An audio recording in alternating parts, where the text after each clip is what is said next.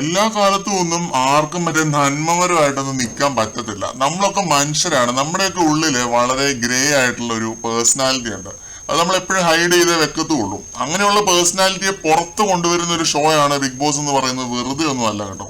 സായി പണപ്പെട്ടി എടുക്കുന്നതായിട്ട് ബന്ധപ്പെട്ട കാര്യങ്ങളായിരുന്നു ഇപ്പൊ ലൈവിനകത്ത്. No drama, no nonsense. പെട്ടി വന്നു, 10-15 മിനിറ്റും കൊണ്ട് തന്നെ സായി അതിൽ കൈവച്ചു. അത്രയും സമയം മറ്റേ കഴുകം വട്ടം ഇട്ട് പറക്കുന്ന പോലെ വട്ടം നടന്നുകൊണ്ട് ഇരിക്കുകയായിരുന്നു. ലാസ്റ്റ് അതങ്ങ് എടുത്തു. സ്പീച്ചിൽ പറയാൻ ഒരുപാട് കാര്യങ്ങൾ സായിക്ക് ഉണ്ടായിരുന്നു. കുറെ കാര്യങ്ങൾ സായി പറഞ്ഞപ്പോൾ തന്നെ ബിഗ് ബോസ് ഇടയ്ക്ക് കയറി പറഞ്ഞു എത്രയും വേഗം പുറത്തേക്ക് വരിക എന്ന്. കാരണം ബിഗ് ബോസിന് മതിയായി, എടുത്തോണ്ട് പോടേ എന്നുള്ള പോലെ ആയി പോയി കാണും ബിഗ് ബോസ്. സായിയെ സംബന്ധിച്ചിടത്തോളം അതൊരു ബോണസ് എമൗണ്ട് തന്നെയാണ്. അത് ഞാൻ രാവിലെയും പറഞ്ഞിരുന്നു, ഇപ്പോഴും പറയുന്നു.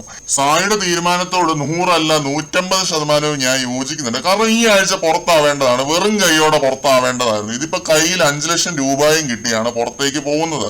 ഇതിൽ പക്ഷെ എക്സ്പോസ് ആയത് വേറൊരാളാണെന്ന് എനിക്ക് തോന്നുന്നുണ്ട് കേട്ടോ. അഭിഷേക് ആകുന്നതും ഋഷിയെ കൊണ്ട് അത് എടുപ്പിക്കാനുള്ള ഒരു ശ്രമത്തിലായിരുന്നു. എങ്ങനെയും ഋഷിയുടെ വോട്ടുകൾ അഭിഷേകിലേക്ക് ഷിഫ്റ്റ് ആക്കുക, അതായിരുന്നു പുള്ളിയുടെ പ്ലാൻ. ആ ഒരു ചർച്ച നടന്നുകൊണ്ടിരിക്കുന്നതിന്റെ ഇടയ്ക്കാണ് സായി പോയി പെട്ടിയിൽ കൈവെക്കുന്നത്. ഈ ഒരു ഫോട്ടോ കണ്ടു കഴിഞ്ഞാൽ നിങ്ങൾക്ക് കറക്റ്റ് അത് മനസ്സിലായി. രണ്ടുപേര് ഷോക്ക് അടിച്ച് നിൽക്കുന്നതാണ് ഈ ഒരു ഫോട്ടോയ്ക്ക് അത് കാണിക്കുന്നത്. എന്നിട്ട് സായി ബാഗ് പാക്ക് ചെയ്യാൻ പോയപ്പോൾ അഭിഷേക് സായിയെ തെറി പറഞ്ഞത് ഞാൻ പ്രത്യേകം ശ്രദ്ധിച്ചൊരു കാര്യമാണ്. എന്നാ മൈ പണിയാണ് നീ കാണിച്ചത് എന്ന് സായിയോട് ചോദിച്ചു. അതിൽ തന്നെ വ്യക്തമാണ് എങ്ങനെയും ഋഷിയെ കൺവിൻസ് ചെയ്യിപ്പിക്കുക എന്നതായിരുന്നു ഇതിലെ അഭിഷേകിന്റെ പ്ലാൻ. പിന്നെ സായി അത് എടുത്തോണ്ട് പോകാൻ നേരത്തെ ഗേറ്റിന്റെ അവിടെ വെച്ച് അഭിഷേക് പറഞ്ഞ വേറെ 1-2 കാര്യങ്ങളുണ്ട്. നീ എന്നാ പണിയാടാ കാണിച്ചതെന്ന് ചോദിച്ചു. പിന്നെ പുറത്തെല്ലാം സെറ്റ് ചെയ്യണേ എന്നും പറയുന്നുണ്ട്.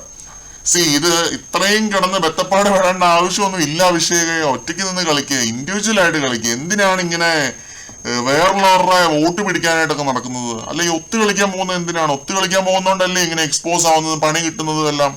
സായി പുറത്തായെങ്കിലും അഭിഷേകിന്റെ ഈ ഒരു ഫേസ് നമുക്ക് കാണാൻ സാധിച്ചു, അറ്റ്ലീസ്റ്റ് ഇപ്പോഴെങ്കിലും. അതിന് സായിയോടൊരു വലിയ നന്ദിയുണ്ട്, അഭിഷേകിന്റെ പ്ലാൻ നടപ്പിലാക്കാൻ അനുവദിക്കാതിരുന്നതിന്. എന്തായാലും സായി പെട്ടി എടുത്തുകൊണ്ട് പോയതിൽ ഏറ്റവും അധികം വിഷമമുള്ളത് അഭിഷേകിനൊന്നുമല്ല, സിജോയ്ക്കാണ്. സിജോയുടെ മുഖത്ത് അറിയാനുണ്ട് ആ ഒരു വിഷമം. അഭിഷേക് ഒരു കൂസലും ഇല്ലാതെ ഇപ്പോഴും ഋഷിയോട് സംസാരിച്ച് അവിടെ ഇരിപ്പുണ്ട് ലൈവിനകത്ത്. പുറത്താക്കാൻ ഇനിയൊരു അവസരം കിട്ടിയാലും പുറത്താക്കാനേ പുള്ളി ശ്രമിക്കത്തുള്ളൂ. ഈ ഒരു പ്രവണത നല്ലതാണോ എന്നൊക്കെ ചോദിച്ചു കഴിഞ്ഞു കഴിഞ്ഞാൽ എനിക്ക് നല്ലതാണേ പറയാൻ പറ്റത്തുള്ളൂ. കാരണം ഇറ്റ്സ് എ ഗുഡ് ഗെയിം എന്നേ ഞാൻ പറയത്തുള്ളൂ.